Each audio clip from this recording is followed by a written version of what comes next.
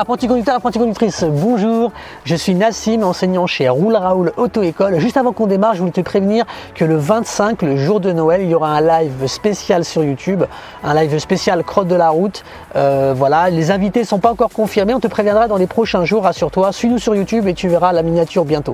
Je t'invite aussi à cliquer sur la cloche, je vais y arriver, la fameuse cloche qui te permettra en fait d'être prévenu quelques heures avant du début du live, si bien sûr tu as envie de participer avec nous à ce live. Voilà, donc aujourd'hui c'est une vidéo spéciale compétence 3, on va partir à nouveau sur l'autoroute et ensemble on va apprendre en fait à sortir d'une voie rapide sans paniquer et en réussissant à freiner, à rétrograder de la bonne manière pour atteindre la bonne vitesse. C'est parti.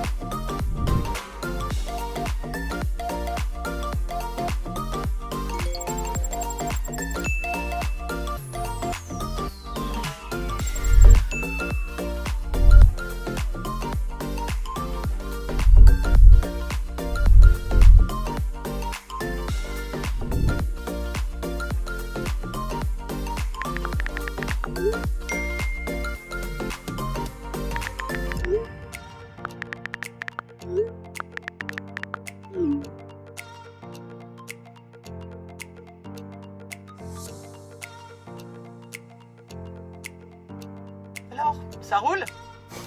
Ça roule. Avant qu'on démarre, souviens-toi que tu trouveras la fiche de compétences de cette procédure directement depuis ton tableau de bord si tu es inscrit chez Roule Raoul Auto-École. Alors, comment ça marche? Il y a 3 points essentiels à retenir pour réussir cette procédure. Tout d'abord, il faut contrôler le rétroviseur intérieur aussi souvent que nécessaire. C'est important pour réussir à bien adapter ton freinage par rapport au véhicule de derrière qui, parfois, malheureusement te colle. Ça arrive.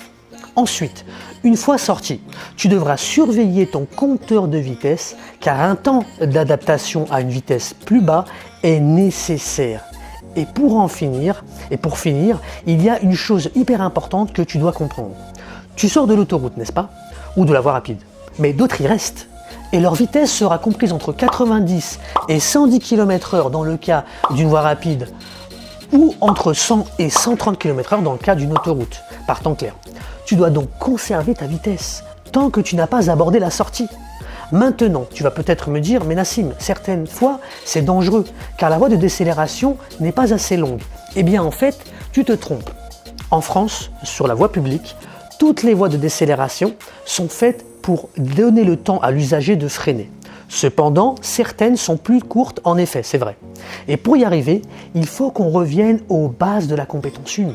Souviens-toi, on l'a dit dans cette vidéo sur le freinage se fait toujours en 2 temps. On casse l'allure d'abord et ensuite on dose. Je ne vais pas revenir sur ce concept car il est très bien expliqué dans notre vidéo sur le freinage, le lien est au-dessus si tu veux la regarder.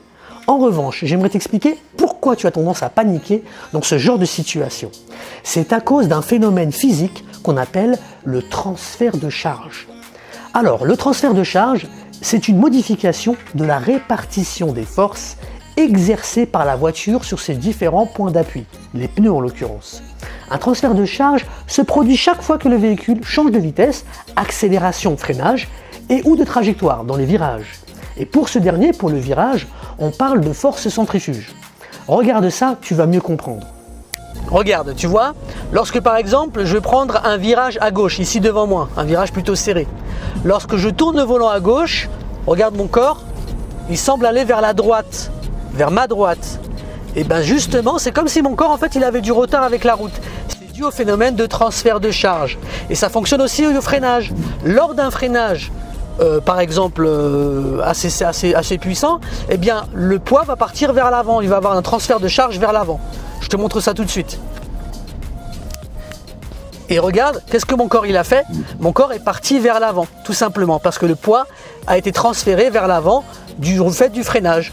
Les poids ont été transférés vers les roues avant. D'ailleurs, si tu te rappelles bien, dans la vidéo sur le freinage, eh bien j'explique, attends, je vais avancer un peu parce qu'il y a un truc derrière, je risque de le gêner, je vais mettre les warnings.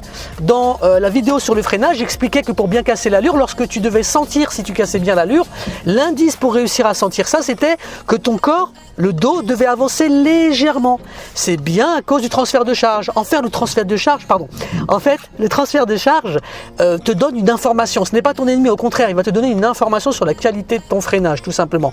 Et ça fonctionne aussi, j'enlève les clignotes, j'enlève les warnings, ça fonctionne aussi lorsque je vais accélérer. Lorsque je vais accélérer ici, eh bien tu vas voir que mon dos va être plaqué vers le dossier. Pourquoi? Parce que cette fois-ci, le transfert de charge va basculer vers l'arrière de la voiture, vers les roues arrière. J'essaye, tu vas voir, regarde. Donc tu vois mon dos comment il s'est bloqué en arrière.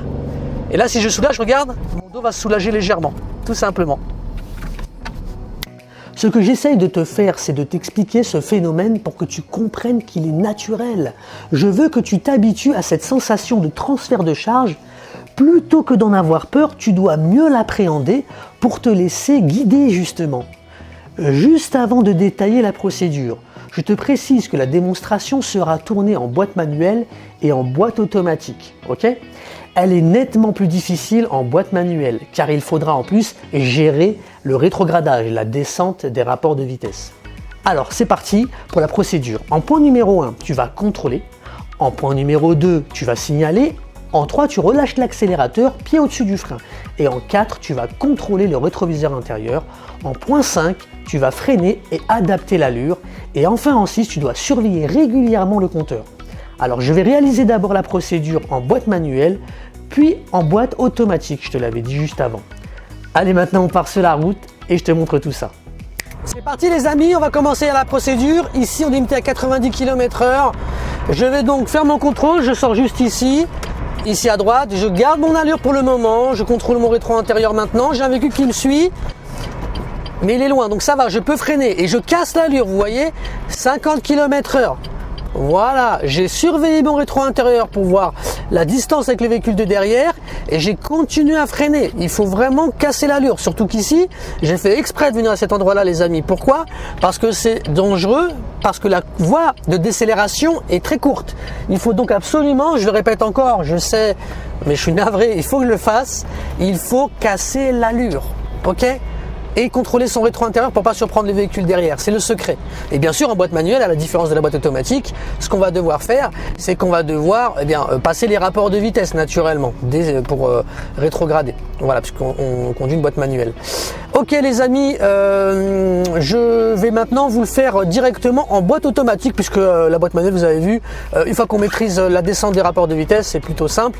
Donc maintenant je vous reprends en boîte automatique, c'est parti. Ok les apprentis, allez c'est parti, donc maintenant je vous fais la démonstration. Alors comme vous pouvez le remarquer, le temps est exécrable, c'est une pluie fine et en plus il fait que 3 degrés.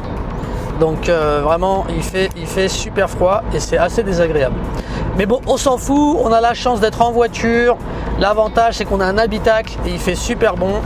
En plus il fait une température de 20 degrés.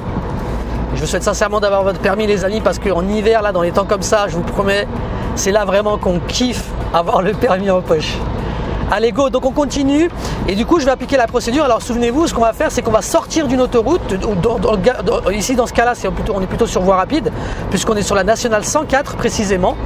Donc là je roule à une vitesse de 80 km/h, c'est limité à 90, mais vu qu'il pleut et que la visibilité est vachement atténuée, je vais donc descendre de 10 km/h à peu près.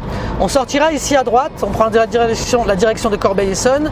Je vais donc mettre mon clignotant, je vais d'abord contrôler, rétro, angle mort, il n'y a personne, je mets mon clignotant. Là je lâche l'accélérateur et je me rabats à 70 km/h, donc je suis pratiquement à 70, tout va bien. Là je vois écrit 50, je fais plusieurs contrôles dans mon rétro intérieur, je vois qu'il n'y a aucun véhicule derrière moi. Donc là je vais ralentir doucement, ça me permet d'être à 50 km/h. Là je vois qu'il est écrit 30 km/h, je vais essayer d'atteindre rapidement cette vitesse avant d'entamer le virage, parce qu'il est extrêmement serré les amis et il est très dangereux. Et là on a une pluie fine, ça veut dire qu'elle fait remonter énormément tout ce qui est poussière et huile, gomme sur la route, et donc la chaussée devient extrêmement glissante les amis. J'insiste, avec un temps comme ça, il faut être vraiment vigilant. Voilà, donc je ressors. Voilà, la procédure est terminée les amis. Ce que je vous propose, on va le refaire une nouvelle fois, d'accord, une dernière fois. Allez, c'est parti.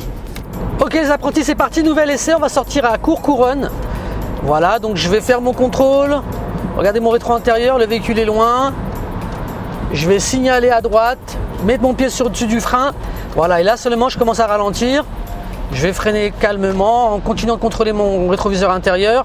J'ai le camion qui garde sa distance sécurité, tout va bien. Donc là, je vais pouvoir en profiter pour me positionner à gauche, puisque c'est à gauche que je vais. Et là, vous voyez, j'ai récupéré mon accélérateur, les amis. Pourquoi?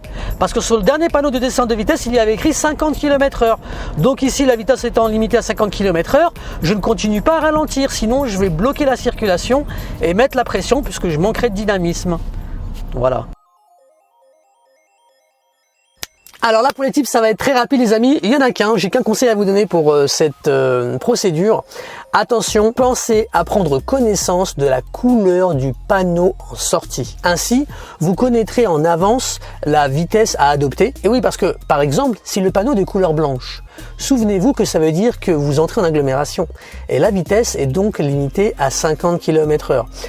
L'avantage de voir ce panneau en avance, c'est que sa couleur va vous permettre de comprendre avant quelle vitesse vous allez adopter après être sorti de l'autoroute.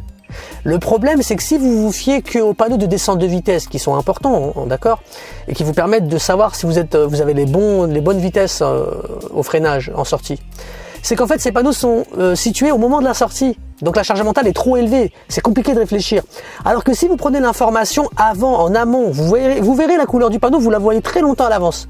Eh bien, l'avantage c'est que vous savez que vous êtes à 50 et du coup vous allez vous dire ok, je sais que quand j'aurai terminé mon freinage, quand je serai sorti, on entrera en agglomération. Ça vous permet de garder ça à l'esprit et de rester concentré quand vous allez freiner et passer vos rapports de vitesse si vous êtes en boîte manuelle par exemple. Voilà.